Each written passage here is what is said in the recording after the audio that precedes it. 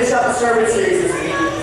The sermon series is titled Worry Less, Love More, Lean on God. So we're going to be focusing on what it looks like to lean on God this week.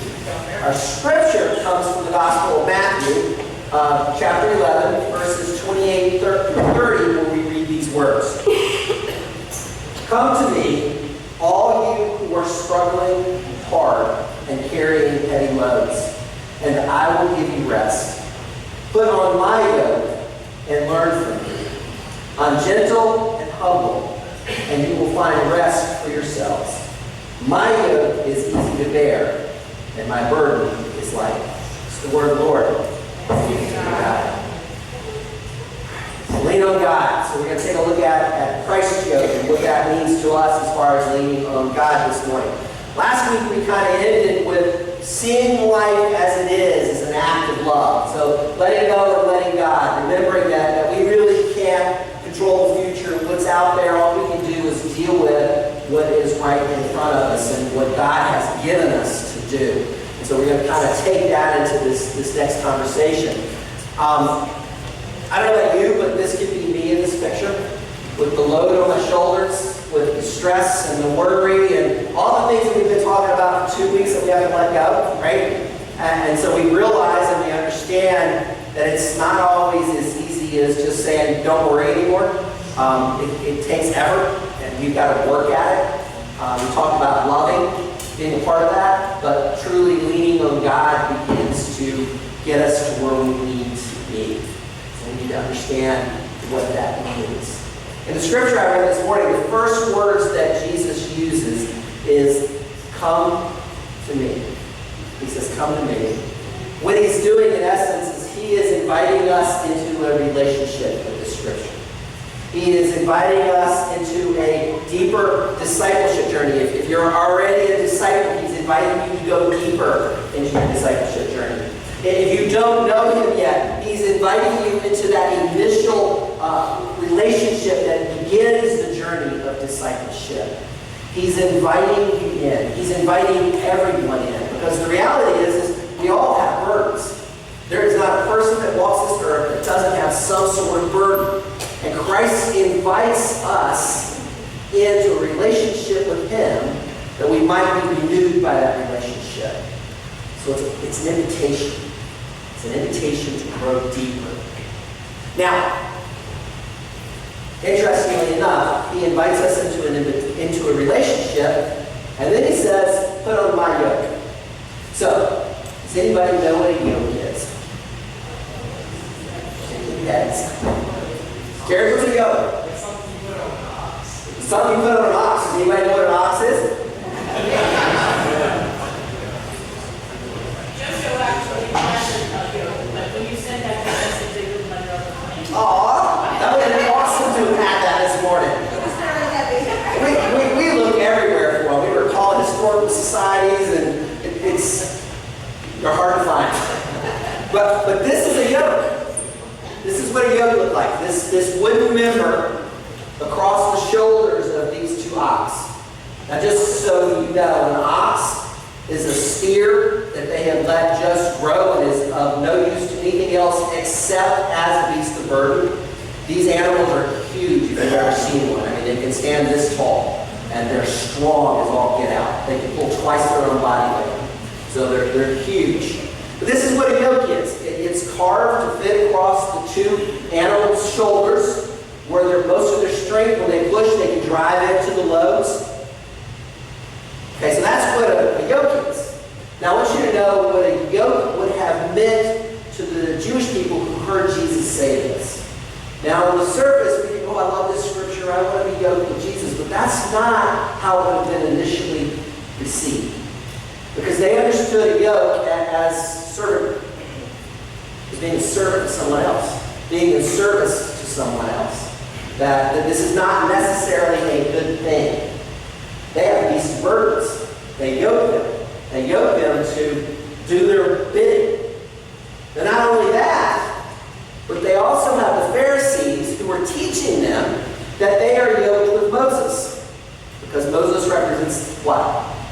The law. And so the Pharisees would teach very legalistically that you are yoked with Moses. which means that you have to earn your own salvation. It's your works that make things right for you. And so there's a burden associated with that. You're loaded up with that burden. Responsible for your own salvation is what they were taught. And then Jesus comes along and says, oh, wait a minute.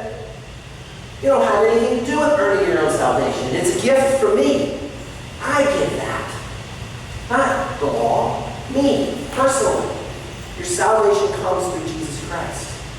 But he uses this example of a yoke. He says, you will be yoked. Come and be yoked with me, he says to us. Now, I want you to think about that for just a second. So I kind of put it in context. This is the way they would have received it. It's kind of like, in their mind, I imagine they're going, so I'm going to trade this burden, this yoke, for this burden and this yoke. And they don't understand what's happening yet, right? They just understand yoke and the burden of that. And so they're trading one burden for another burden, one yoke for another yoke. And so I would guess there's probably some confusion in that. But what's really taking place here? Is this better than that? Just think about yourselves.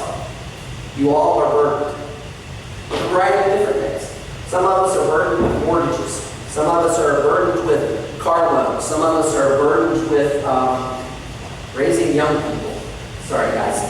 Some of us are burdened with taking care of our aging parents. Some of us are burdened with the stress of health.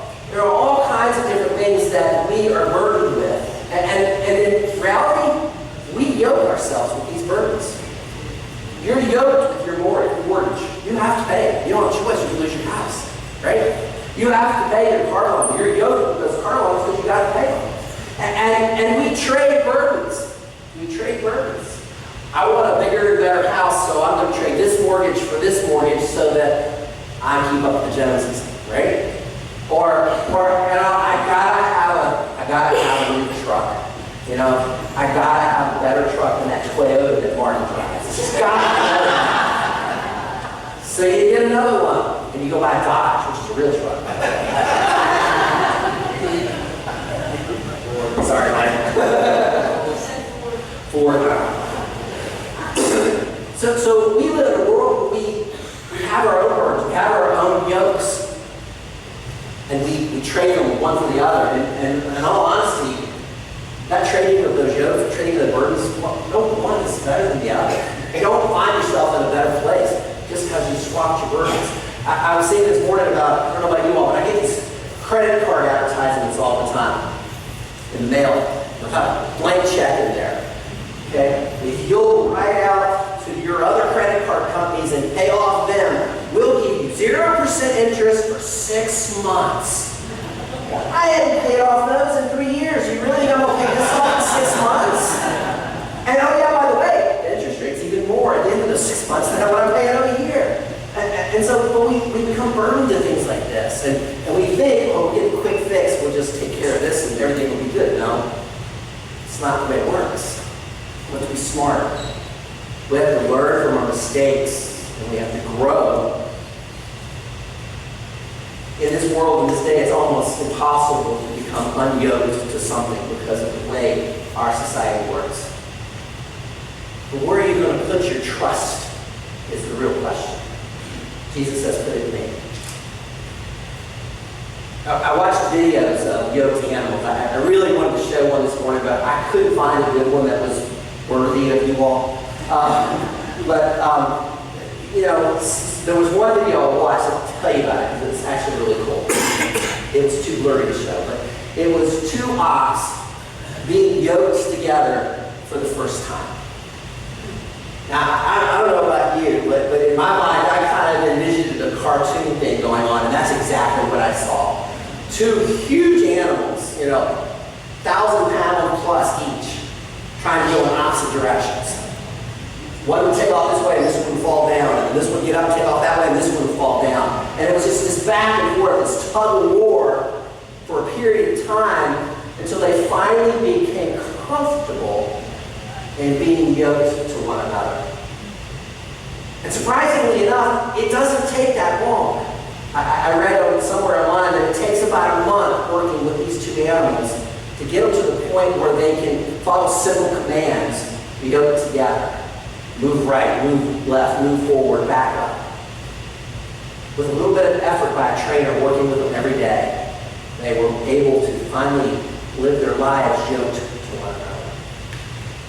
And I kind of thought about our journey, our discipleship journey, and how I think sometimes it's probably like that. We go through growth spurts in our faith, right? And we get to that point where I want to find God in my image, not the other way around. And so we pull against that yoke. And we want to go in a different direction. And yet God holds us steady in that yoke. So the next thing Jesus said, and this is the most important part of the whole scripture, learn from me. He says, take my yoke and learn from me. Now, this is actually a really unique way of using the word learn. When he uses this word learn in the Greek, what it really means is active learning. It's not passive learning. Do you all know the difference between active and passive learning? Teachers do, right? Nobody's shaking their head yes, and I know I have teachers out there. So active learning is the type of learning where you're engaged in the learning process. The definition I found is a form of learning in which teaching involves the student in the learning process. So passive learning is sitting at a desk, watching somebody up front lecture at you all day and trying to comprehend what they're saying. That's passive learning. Active learning is engaging your students in activities and conversation and real-world applications that it begins to take root in them because they're actually doing what you're trying to teach them. How many of you math teachers have ever heard your students say, and you can't do this, you haven't been doing it long enough. How many of you have ever heard your students say, whoa, I ever used algebra in life? Well, guess what? I had used it more in my life than I ever thought I would, because I said those same things when I was learning it. But that's the reality of active learning. We teach them how to engage in what they learn. And it begins to make this difference in their lives. So the question I have for us this morning, what do we learn from Jesus? Jesus says, learn from me. He wants us to actively learn from him. He wants us to yoke ourselves to him in such a way that we would actively learn from him. We watch him and when we do likewise, is what Jesus is trying to teach us here. We watch him and we do likewise. So thinking about this, I kind of scanned the Gospel of Matthew, and I was trying to pick up on the different things in the Gospel of Matthew where Jesus teaches us how to do something. And so I found some practical ways, and we can change who we are right now today just by simply doing these things that I have listed out here. First one, when you find it, take the lead. Jesus teaches us when you find that pearl, when you find the pearl in the field that's buried, go for it. Because it's all about your journey with him. It's all about your faith in him. It's all about the faith in each other. It's all about knowing what we're being called to. If you're being called to a ministry, dive in. Don't worry about it. Go for it. And that's what he teaches us. Go for it. Don't sit back. We do this. I think God wants me to do this, but man, I don't know if I really want to do that. Maybe I should. No, I don't. Just do it. And even if it's wrong, you're doing something for God and you learn a lesson from it. And you move on to the next thing. Dive in. Be forbearing and love those who criticize you. Be patient with people. You are going to be criticized. Christ tells us that quite simply. You will be persecuted. You will be criticized. But guess what? You still have to love those people, and that's what you're called to.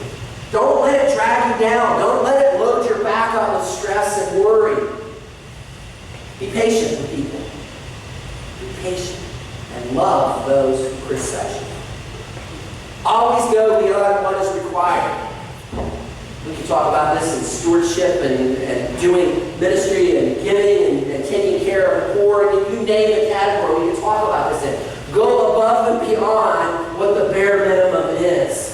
I kind of like to think about I guess it's a proverb. It's not a scripture proverb, but give a man a fish, feed him for a day. Teach him how to fish, you feed him for a lifetime. And that's what we're called to, is to teach them how to fish for a lifetime. That it makes a difference in their lives. It changes who they are. Go beyond the simple, immediate necessity to what is at the root cause of the problem work on that. That's how we change the world around us. Jesus says, keep your promises and be careful with what you say. Your words matter. Every single one of them. Know what you're going to say before you say it. Say it with care. Say it with love. Keep your promises. Do what you say you're going to do. How you look at others is a reflection of how you look at yourself. Jesus says, love your neighbor as you love yourself. We need to know how to love ourselves. We need to know who we are. We need to own who we are and love ourselves. If we're going to love the rest of the world, you need to know who you are first. And then you can look at the world through the eyes of Christ. Follow the golden rule. This is an easy one, right? Do unto others as you would have them do unto yourself, right? This is easy. These are easy things. Forgive others countless times if necessary. Christ is very clear about this. You are a forgiving person. And that means that you hold nothing back from anyone, ever. Forgiveness is always given. Always. Repeatedly if necessary. You cannot please everyone. Move on. We can't. You cannot please everybody. You're not going to. It is not possible. Jesus didn't please everybody. You're not going to be able to. Jesus says when you can't do that, shake the dust off your feet and move on. Take the road less traveled. Who's read the poem by Robert Frost? It makes all the difference. It makes all the difference. The world goes this way. That is not us. We go this way. We go the road less traveled. Stop worrying and live for today. I mean, this is what we've learned in this sermon series. You got to deal with what's right in front of you. Let go and let God. Stop worrying about tomorrow. If you want to be great, serve. It's that simple. Serve. And at the end of the day, it's all about love. Love wins. Always. Every time. Christ's love wins. Every single time. And it'll make all the difference in the world. Now in and of themselves, every one of those are really, you can take them very simplistically, but the deeper you go, the harder you get to do. That's why we're yoked with Jesus. Because Jesus is going to show us the way. He's going to teach us how to love our enemies. He's going to teach us how to love everyone. He's going to teach us how to let go of things and move on. Doing life as God intended is an act of love. Doing life as God intended is an act of love. And here's the beauty of this. Jesus tells us in the scripture that if you do these things, you will find rest. If you do these things, you will find rest. There is rest in loving. There is rest in doing for others. There is rest when we are letting go of our own burdens and letting God. That's where we find rest in trusting Jesus Christ to do what He promised, to guide us, to allow us to learn from Him, to sit at the Master's feet, as one of the scriptures said, and learn and grow. But He first invites you, come, take my yoke, learn from me. We have to make the commitment to be a disciple.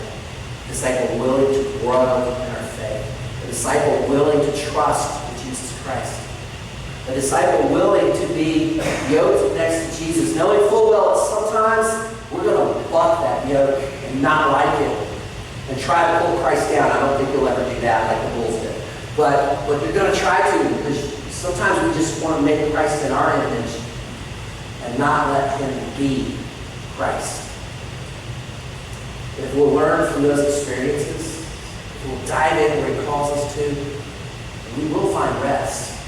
Because the worries of the world, the stresses of the world, they will become unimportant in our lives. Because focusing on Jesus and learning from Him will become our default. It will become who we are, who we desire to be, and who we will become. Lean on God. Trust in God. Know He is there for you in every single situation you find yourself in. trust in that. Let's pray. Almighty God, thank you for the opportunity to gather with your people this morning to share in your word for us, to share in your love for us. Lord, we gather on a Sunday morning and we're so thrilled and excited to see each other because we love each other, Lord, the way you desire us to. Lord, help us to take that love that fills this room and to take it out into this world, into this broken world that so desperately needs to know your presence and share it with them. You've given us a gift of grace and love and forgiveness, but not a gift to keep inside, a gift to let go of and to share. We need your strength, Lord. You've modeled it for us. We've said yes to the yoke. Now teach us how to go to this broken world we live in. Might truly be changed. Might truly know your love and your grace. Lord, we pray this in your most holy Son's name. And all of us be saved.